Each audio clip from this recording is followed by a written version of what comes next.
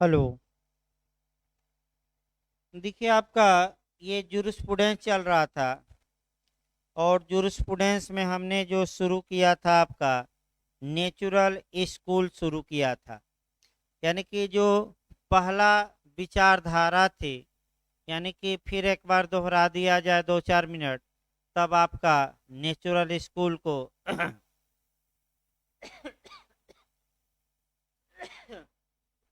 आगे बढ़ाया जाए। आपका बताया गया था कि सबसे प्राचीन या एंशियंट आपका नेचुरल स्कूल या प्राकृतिक या नैसर्गिक विचारधारा है। न ये क्वेश्चन भी आ चुका है जे में। दूसरा क्वेश्चन आया है कि कौन सी विचारधारा है जो सबसे पहले जन्म ली और आज भी अस्तित्व में है, तो आपका जवाब रहेगा नेचुरल स्कूल। तीसरा क्वेश्चन आया है नेचुरल स्कूल का जन्म कहाँ हुआ, तो आपका जवाब रहेगा ग्रीस या यूनान। नेचुरल स्कूल को डिवाइन लॉ भी कहा जाता है, यूनिवर्सल लॉ कहा जाता है, उच्च विधि कही जाती है, आपका ईश्वरीय विधि कही जाती है, क्योंकि शुरुआती दौर में ये विचारधारा मुख्य रूप से गॉड को, अल्लाह को इत्यादि को लेकर चलती थी। यानी कि ये विचारधारा ये बताती थी कि कानून तो भगवान बनाता है और भगवान द्वारा बनाए गए कानून का लोग पालन करते हैं। तत्पश्चात चूंकि इस विचारधारा का हमें हिस्ट्री पढ़ना है, तो हमने इस विचारधारा को 5 कालखंडों में बांटा था। यानी कि 5 हम इसके टाइम बताए थे, समय बताए थे, कालखंड बताए थे। और पहला हम शुरू किए थे एनसीए 5 बताए भी थे पिछले लेक्चर में। और पहला हम शुरू किए थे एंशियंट यानी कि प्राचीन। यानी कि प्राचीन में हम शुरू किए थे। 3 भागों में हमने प्राचीन को या एंशियंट को बांटा था। पहला यूनान हमने बांटा, दूसरा रोम, और तीसरा लास्ट में हमें इंडिया में देखना है। आइए आपका फिर एक बार शुरुआत किया जाए। यूनान में सोफाक्लिस्ट और हेराक्लिस्ट हुए आपका 500 बीसी, यानी कि 500 ईसा पूर्व। और इन्होंने ये मुख्य बात बताई कि कुछ ऐसे अनरिटेन लॉ हैं, अलिखित कानून हैं, जो सभी प्राणियों के प्रति इक्वल रूप से, समान रूप से लागू होते हैं। तत्पश्चात आपका मने सुकरात आते हैं, और सुकरात की बातें क्या थी वे भी हमने बता दी। इसके बाद आपका सुकरात का शिष्य प्लेटो आता है। प्लेटो ने जो कोटेशन कहा, तमाम बातें कही, लेकिन प्लेटो और सुकरात का शिष्य था। और जो यूपीजे में इनका पूछा गया है, वह ये पूछा गया है कि यदि ला आज्ञा दे, यानी कि ला अगर कमांड दे, यानी कि विधि आज्ञा दे, तो जहर भी पी लेना चाहिए। ये कोटेशन यूपी जे में आ चुका है। ये कोटेशन किसने कहा था, तो आपका जवाब रहेगा किसने कहा था, तो ये कोटेशन प्लेटो का है। तत्पश्चात प्लेटो का शिष्य अरस्तु आया, और अरस्तु के बारे में आपका काफ़ी कुछ बताया गया था। और डिस्ट्रीब्यूटिव जस्टिस या वितरणात्मक न्याय बताया गया कि यूपीएचजेएस तक में आ चुका है कि डिस्ट्रीब्यूटिव जस्टिस का सिद्धांत किसकी देन है, तो क्या मारेंगे अरस्तु। अरस्तु में लास्ट पॉइंट हम बता रहे थे, और अरस्तु का जो लास्ट पॉइंट हम बता रहे थे वह इक्विटी बता रहे थे पिछले लेक्चर में। लास्ट पॉइंट आपका इक्विटी हम फिर से एक बार बताते हैं। आपका अरस्तु ने ये का अरस्तु ने आपका इक्विटी या साम्य के बारे में भी कुछ बातें बताई। और साम्य के बारे में ये बात बताई कि जो इक्विटी है इसका जन्म ही लॉ में सुधार के लिए हुआ था, यानी कि इसका जन्म किस उद्देश्य से हुआ था, तो इसका जो जन्म हुआ था वह विधि में सुधार के लिए हुआ था। यानी कि इक्विटी होती क्या है, इस बारे में 2-3 मिनट हम चर्चा करेंगे। इक्विटी जो ये शब्द हैं इंग्लिश का, ये लैटिन के इक्विटास से बना है। इक्विटास, इक्विटास का मतलब होता है समतल करना, बराबर करना या प्लेन कर देना। अर्थात जहाँ जहाँ कानून में कमी हो या जहाँ जहाँ कानून में छिद्र हो, ये इक्विटी द्वारा न्यायालय उस छिद्र को भर देते हैं और कानून को क्या बना देते हैं, प्लेन। इक्विटी का जो जन्म हुआ, इक्विटी को लागू किया गया, या जन्मदाता देश रोम है। ये बिहार में क्वेश्चन आ चुका है, जे में कई बार आया है। इक्विटी का जन्म किस देश में हुआ, रोम में हुआ। रोम में प्रेटर हुआ करते थे। प्रेटर, जो रोम के प्रेटर थे, उन्होंने इक्विटी को जन्म दिया। प्रेटर मतलब कि वर्तमान समय में आपका जो मजिस्ट्रेट हैं भारत में, उस समय वहाँ प्रेटर कहे जाते थे। और प्रेटरों ने जन्म दिया। फिर यह इक्विटी पहुंची आपका इंग्लैंड पहुंची, और इंग्लैंड में तो धीरे धीरे विकास हुआ इक्विटी का और अलग कोर्ट बना दिया गया। फिर बिहार का क्वेश्चन कि इंग्लैंड में इक्विटी कोर्ट, किस कोर्ट को साम्य न्यायालय कहा जाता था, तो चांसरी कोर्ट को। किस कोर्ट को, चांसरी। लेकिन 2 कानून पारित किए गए, और 2 कानून पारित करके आपका जो ये इक्विटी कोर्ट था उसको समाप्त किया गया, लेकिन इक्विटी को नहीं। ये भी बिहार में पूछा गया है कि इक्विटी कोर्ट कैसे समाप्त किए गए। एक्ट बनाकर, दोनों एक्ट याद रखना है। पहला द जुडिकेटर एक्ट 1873 और दूसरा द जुडिकेटर एक्ट 1875, यानी कि हिंदी में न्याय तंत्र अधिनियम। न्याय तंत्र अधिनियम पारित करके साम्य न्यायालय को समाप्त किया गया, लेकिन इक्विटी बनी रही। साम्य समता में विश्वास करता है, कई जगह तो समता ही साम्य है, यानी कि बराबरी में विश्वास करता है। तमाम सिद्धांत हैं। तो साम्य जहाँ जहाँ कानून में क्या है, कमी है, उस कमी की क्या करता है, पूर्ति। साम्य के द्वारा समाज में समता लाई जाती है। तो 2 उदाहरण हम बताते हैं आपका भारत में। उदाहरण तमाम हैं, लेकिन हम 2 उदाहरण केवल बताते हैं। पहला अयोध्या मामला जोड़ सकते हैं इस इक्विटी से। अयोध्या मामले में सुप्रीम कोर्ट ने ये निर्णय दिया कि, जजमेंट दिया कि आपका रामलला विराजमान को भूमि दी जाए, विवादित भूमि, लेकिन इक्विटी के अनुसार बराबरी करने के तहत सुप्रीम कोर्ट ने बिना मांगे ही, बिना डिमांड के मुस्लिम पक्षकार को भी अयोध्या में 5 एकड़ जमीन देने का सरकार को निर्देश दिया। ये शुद्ध रूप से आपका किस सिद्धांत को अप्लाई किया गया, इक्विटी को।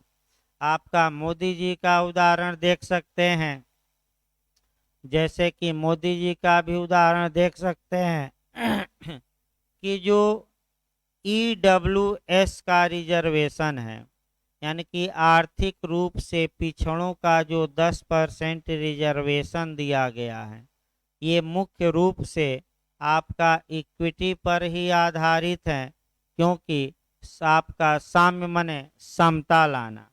यानी कि बराबरी लाने के लिए इन्होंने 10% आरक्षण दिया आपका। तो इसकी चर्चा संविधान में और की जाएगी आगे। अब आइए यूनान में जो अगला विद्वान होता है, अगला जो हम बताएंगे ये आपका भी यूपीजे में आ चुका है। स्टोइक स्कूल या स्टोइक विचारधारा। देखिए क्या क्या क्वेश्चन बना है। अभी हम प्राचीन चल रहे हैं, आपका प्राचीन में आपका यूनान चल रहे हैं और यूनान में आपका स्टोइक विचारधारा, स्टोइक विचारधारा।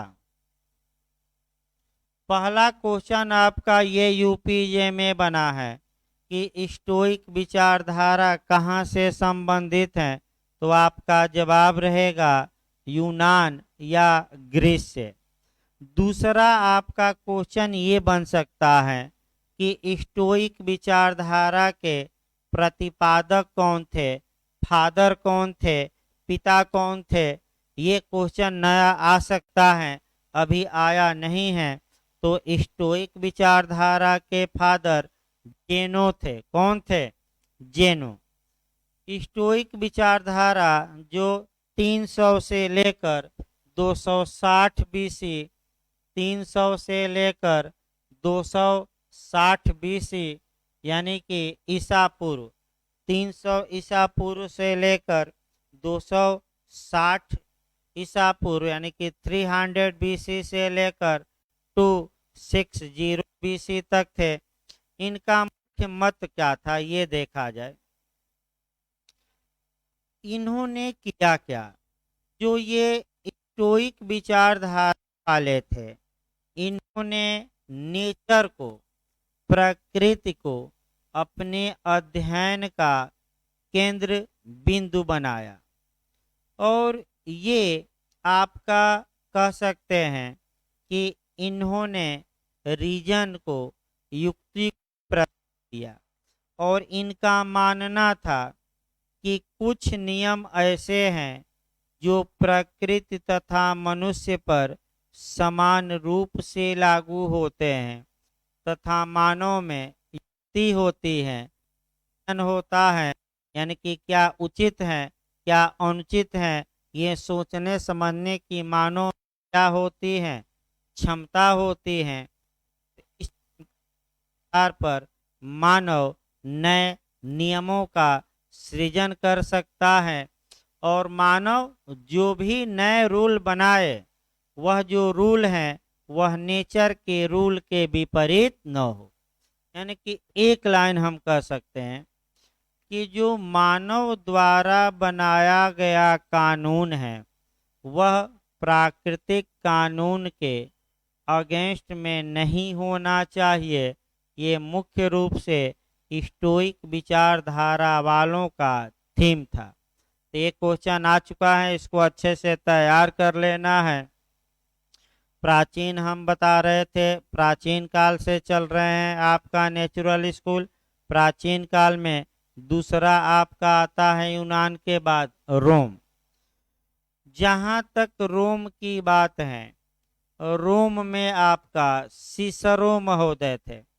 पिछली बार यूपीजे में यानी कि 2018 में यूपीजे में सिसरो की जूरिस्प्रूडेंस की परिभाषा पूछी गई थी। सिसरो ने ये कहा था जूरिस्प्रूडेंस के बारे में कि विधि शास्त्र विधि के दार्शनिक विधि शास्त्र विधि के विधि का दार्शनिक पक्ष है।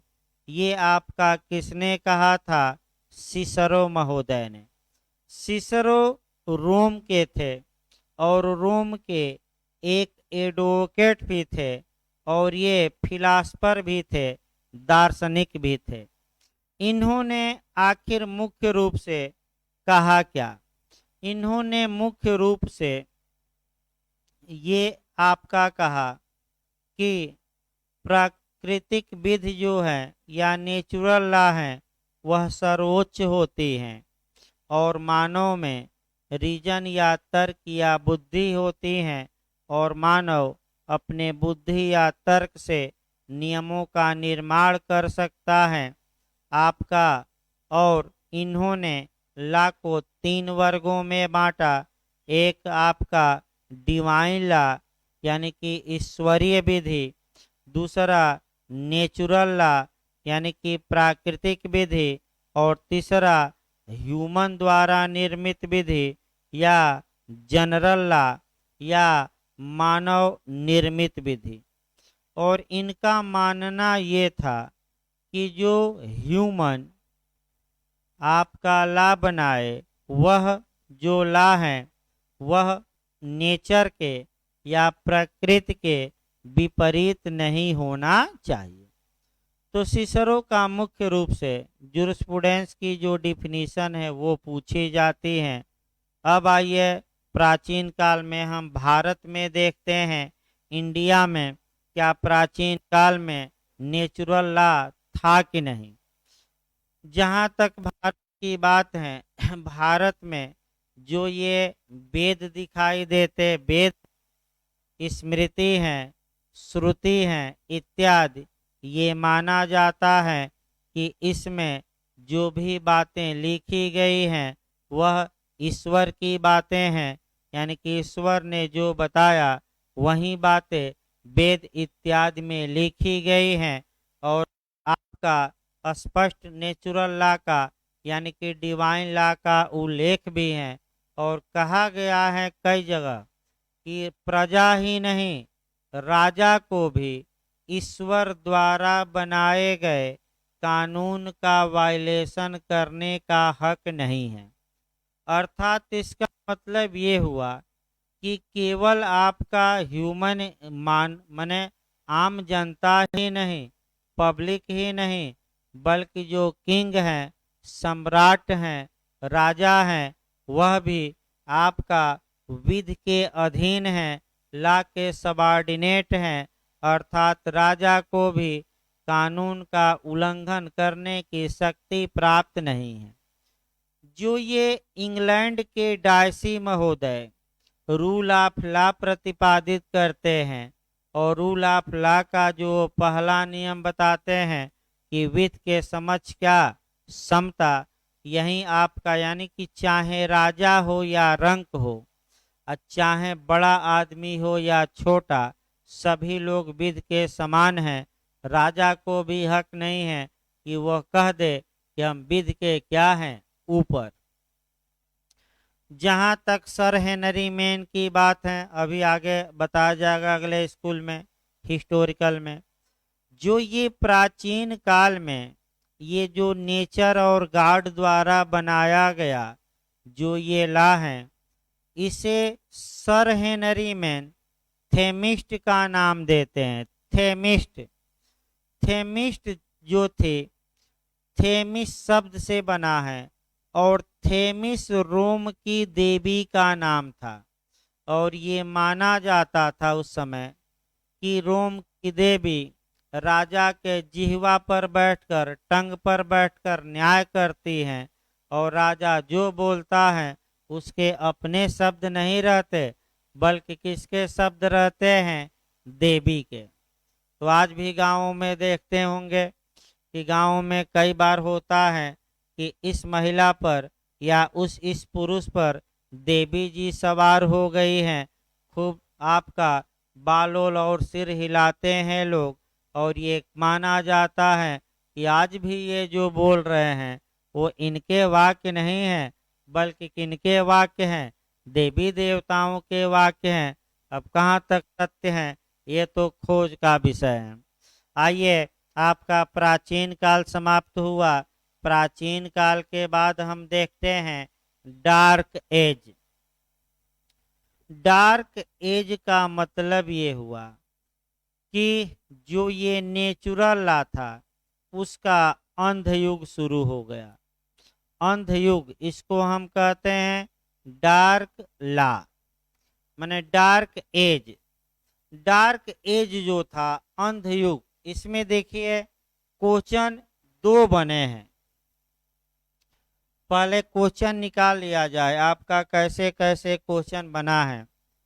जो ये अंध युग था, सेकंड हम चल रहे हैं, अंध युग था आपका नेचुरल स्कूल का, ये फर्स्ट शताब्दी, प्रथम शताब्दी से लेकर आपका 11वीं शताब्दी तक था।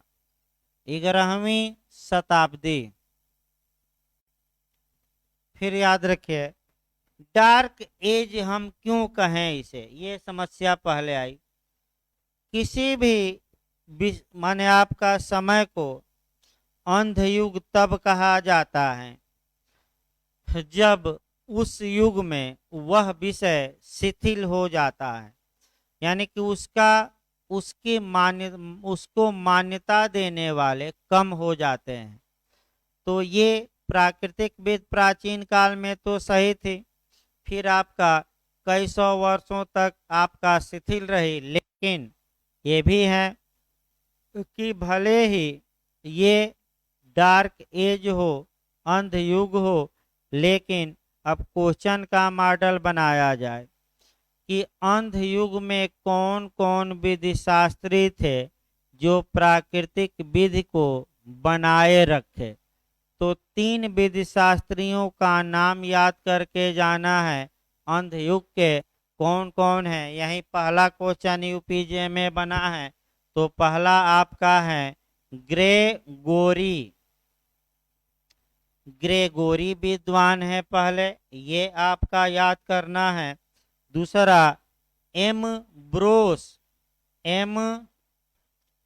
ब्रोस याद करना है, एम ब्रोस। और जो सबसे महत्वपूर्ण है वह संत ऑगस्टाइन, यही ज्यादा पूछा, संत ऑगस्टाइन, ये क्वेश्चन ज्यादा पूछा है। फिर आइए भाई एक बार और हम बता दें, डार्क एज में कौन से जुरिस्ट थे आपका अगर पूछे तो 3 विद्वान याद करके जाना है। कौन कौन? ग्रेगोरी, एम्ब्रोस और संत ऑगस्टाइन। इसमें आपका फिर क्वेश्चन बना है कि ये क्वेश्चन बना है कि आपका क्वेश्चन जो बना है अंधयुग में सबसे महत्वपूर्ण विद्वान कौन था। तो इसमें तीनों में अगर एक चुनना हो कि सबसे महत्वपूर्ण विद्वान कौन था, तो आप चुनिएगा संत ऑगस्टाइन। ये आ चुका है क्वेश्चन, अंधयुग में कौन था सबसे महत्वपूर्ण, संत ऑगस्टाइन थे। आखिर संत ऑगस्टाइन क्यों इतना महत्वपूर्ण है, इन्होंने क्या कहा, इनके बारे में कुछ जानना है। और इनके बारे में जो अगला क्वेश्चन बना है पहले वो बता दिया जाए कि कौन विधि शास्त्री, ये भी यूपीजे में आ चुका है क्वेश्चन, किस विधि शास्त्री को प्राचीन काल के माने शास्त्रीय प्राचीनता के सूर्यास्त और मध्यकाल के सूर्योदय के पूर्व की कड़ी या चैन माना जाता है। यानी कि संत ऑगस्टाइन को ही शास्त्रीय प्राचीनता के सूर्यास्त और मध्यकाल के सूर्योदय के पूर्व की कड़ी माना जाता है। किस विद्वान को? तो संत ऑगस्टाइन। इसका मतलब ये हुआ कि संत ऑगस्टाइन का जो माने आपका ये था, ये आपका डार्क एज अब धीरे धीरे क्या होता माने हो रहा है समाप्त, और मिडिल एज या जो मध्य युग इन्हीं से धीरे धीरे क्या होगा शुरू। अतः इन्हें दोनों के बीच की क्या माना गया है, कड़ी। अब देखिए आपका इनका कहना क्या था कि मानव निर्मित विधि से आपका जो प्राकृतिक विधि होती है वह सर्वोच्च होती है। यानी कि नेचुरल लॉ, ह्यूमन लॉ से क्या होता है, आपका बेस्ट होता है। ये इन्होंने भी कहा। इन्होंने ये कहा, ये कोटेशन आ सकता है कि यदि राजधानियों से यानी कि राज्य से यदि राजधानियों से न्याय निकाल दिया जाए, जस्टिस निकाल दिया जाए, तो वह डकैतियों के अलावा कुछ नहीं है। यानी कि इसका मतलब ये हुआ कि अगर व्यक्ति बिना न्याय के, बिना विधि के जीवन व्यतीत करने लगे तो वह डकैतियों के अलावा कुछ नहीं है। अर्थात जिस प्रकार, यानी कि इसका मतलब कि जिसकी लाठी उसकी भैंस। यानी कि इसका उदाहरण तरोताजा हम देख सकते हैं इस समय अफगानिस्तान में। आप देख ही रहे हैं, आपका अफगानिस्तान का मामला वीडियो आने शुरू हो गए हैं। महिलाओं को जो तालिबानी हैं वह कोड़े से मार रहे हैं। यानी कि जो मुस्लिम विधि में, कुरान में दंड का प्रावधान है, उस दंड को लागू करना शुरू कर दिए हैं। और ये पूरे विश्व के लिए एक खतरे की घंटी है। अब अफगानिस्तान आपका भारत से भी मदद मांगने वाला है। अब देखिए भारत सैनिक मदद करता है कि नहीं वो अलग बात है, लेकिन जो अभी सूचना आ रही है कि अफगानिस्तान भारत से सैन्य मदद मांग सकता है। अब देना चाहिए कि नहीं ये अलग बात है। तो आपका संत अगस्टाइन ने किताब भी लिखी, और दो किताबें याद रखिए, एक स्वतंत्र इच्छा और दूसरा ईश्वर का शहर, यानी कि सिटी ऑफ डिवाइन। इन्होंने दो किताबें लिखी, कौन कौन? एक स्वतंत्र इच्छा और दूसरा ईश्वर का शहर। तत्पश्चात इसी बीच आते हैं एक विद्वान आपका पोप ग्लेसियस। पोप ग्लेसियस आते हैं, इनका भी सिद्धांत पूछा जाता है। पोप ग्लेसियस 500 ईस्वी में आते हैं और इनका सिद्धांत महत्वपूर्ण है। आपका पोप ग्लेसियस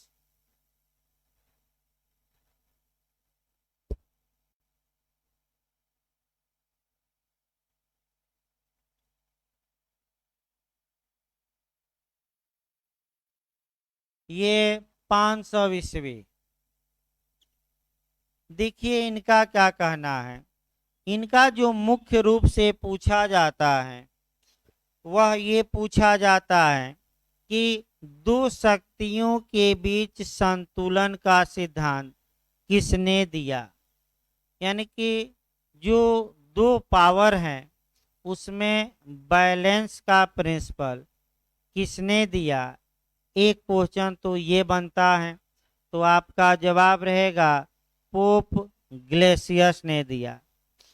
आखिर दो शक्तियां कौन थी इस समय, उनके बीच क्या हुआ, और वर्तमान समय से हमें जोड़कर पढ़ना है। देखिए आपका एक एक करके हम देखते हैं, दो शक्तियों को कंसेप्ट बनाना है जो प्री में आ सकता है वह बता दिया गया।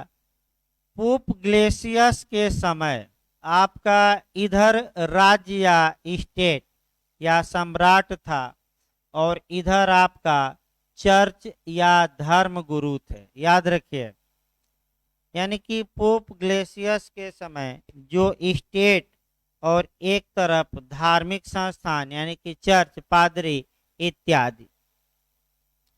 अब यहाँ ये था कि अब राज्य कह रहा था कि मैं बड़ा हूँ और जो मैं आदेश दूंगा उसे जनता पालन करेगी।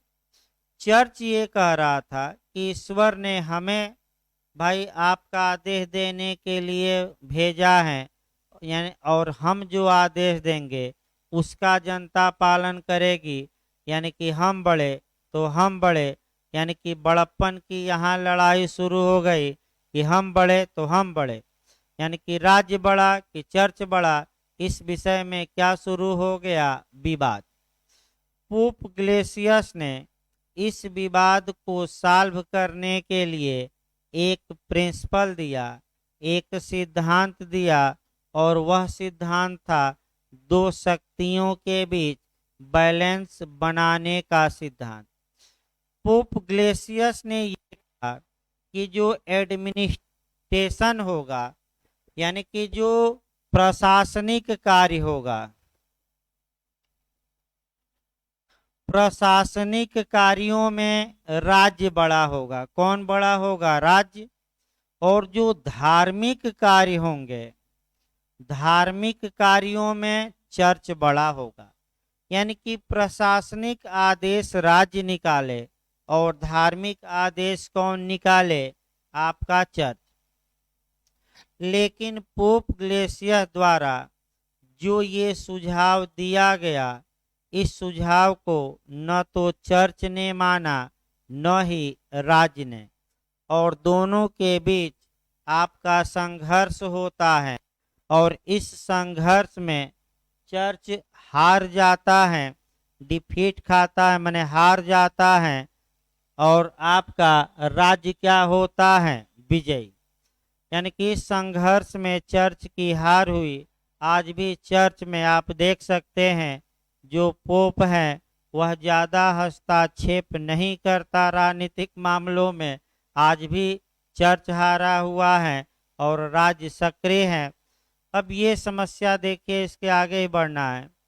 जब राज्य विजयी हो गया और चर्च यहाँ हार गया, तब राज्य ने जो जनता के नेचुरल जो राइट थे, यानी कि जो प्राकृतिक अधिकार थे, यानी कि अब जो लड़ाई आपका 5वीं शताब्दी, माने आपका जो लड़ाई आपका राज्य और चर्च के बीच थी, अब वह लड़ाई मुख्य रूप से स्टेट यानी कि राज्य और पब्लिक यानी कि जनता के बीच आ गई। अब ये राज्य चूंकि विजयी हो गया था, तो राज्य ने किया क्या कि जनता के जो नेचुरल राइट थे, प्राकृतिक अधिकार थे, उसको छीनना शुरू कर दिया और ज़्यादा अधिकारों को छीन लिया। तो फिर जनता आंदोलन की, लड़ाई लड़ी और जनता ने आंदोलन किया। तो 1215 में यानी कि 1215 ईस्वी में इंग्लैंड में मैग्ना कार्टा आया। मैग्ना कार्टा, मैग्ना कार्टा आता है। यानी कि सबसे पहले राज्य से जनता विजयी होती है और आपका 1215 में मैग्ना कार्टा आता है। तो मैग्ना कार्टा भी आपको समझना है। मैग्ना मतलब बिग होता है, बड़ा, और कार्टा मतलब चार्टर, यानी कि बड़ा चार्टर, बड़ा विलेख, हिंदी अर्थ हुआ। अब क्यों इसे मैग्ना कार्टा कहा जाता है? क्योंकि सर्वप्रथम जनता के कुछ जो नेचुरल राइट थे उन्हें राज्य ने बहाल किया, इन्हें वापस किया, रिटर्न किया, इनको बहाल किया। मैग्ना कार्टा द्वारा राज्य ने कोई नया राइट नहीं दिया, बल्कि जो नेचुरल राइट लोगों के राज्य छीन लिया था उसी में से सबको नहीं, कुछ को क्या किया? बहाल कर दिया, यानी कि कुछ लोगों को दिया। फिर लोग लड़ाई लड़ते रहे और लड़ाई लड़े, फिर समय समय पर तमाम आपका चार्टर आए और लोगों के अधिकारों को बहाल किया गया। आज भी वर्तमान समय में भी जो मुख्य लड़ाई हो रही है वह स्टेट और जनता के बीच है। राज्य चाह रहा है कि लोगों के अधिकारों का हनन किया जाए और जनता चाह रही है कि हमें अधिक से अधिक अधिकार क्या किया जाए? मिले। जैसे किसान आंदोलन देख सकते हैं, आपका सबसे अच्छा आरटीआई का आंदोलन देख सकते हैं। सूचना का अधिकार राज्य चाह रहा था कि हम न दें, जनता आंदोलन की और तब जाके सूचना का अधिकार मिला। आप लोकपाल और लोकायुक्त देख सकते हैं। राज्य चाह रहा था कि हम कानून ही न बनाए जब जनता आंदोलन की, तब जाके 2013 ईस्वी में लोकपाल और लोकायुक्त का कानून बना। तो ये लड़ाई जो चर्च और राज्य के बीच थी, वर्तमान में किसके बीच चल रही है? स्टेट और पब्लिक के बीच, ये शुद्ध रूप से। इनका भी कोटेशन। अब आइए आपका डार्क एज के बाद हम आते हैं मध्यकाल, आते हैं मिडिल एज। जहां तक मिडिल एज की बात है, मिडिल एज में आपका 12वीं शताब्दी से लेकर 14वीं शताब्दी तक है, यानी कि 12th शताब्दी से लेकर 14 शताब्दी तक मध्यकाल। और इसमें जो विद्वान आए वह आपका संत थॉमस एक्विनास। एक लाइन बस जानना है, कौन से विद्वान आए मिडिल एज में? संत थॉमस एक्विनास। आपका इन्होंने दो तीन बातें केवल बताई, और इन्होंने मुख्य रूप से ये बताया कि आपका जो भला है, यानी कि जो गुड है, जो अच्छा है, उसे किया जाना चाहिए, और जो बुरा है उसे त्याग देना चाहिए। यानी कि जो गुड है उसे करिए, और जो बैड काम है उसे क्या करिए? आपका त्याग दीजिए। इन्होंने एक ग्रंथ लिखा, हो सकता है वह ग्रंथ आपका पूछ ले। किताब लिखी सुम्मा थियोलॉजिया, सुम्मा थियोलॉजिया। देखिए मैं लिख दे रहा हूं, हो सकता है आ जाए। एक्विनास।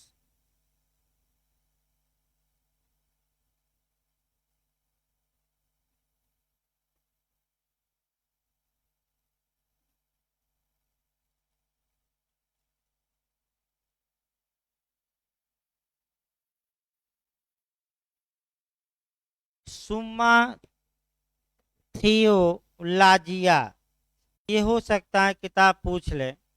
इसके बाद आपका आता है रिफॉर्मेटिव युग, यानी कि आपका कह सकते हैं कि पुनर्जागरण काल। यहाँ से आपका क्वेश्चन ज्यादा बनता है रिफॉर्मेटिव एज से। आपका देखिए कैसे क्वेश्चन बना है, उसको देखा जाए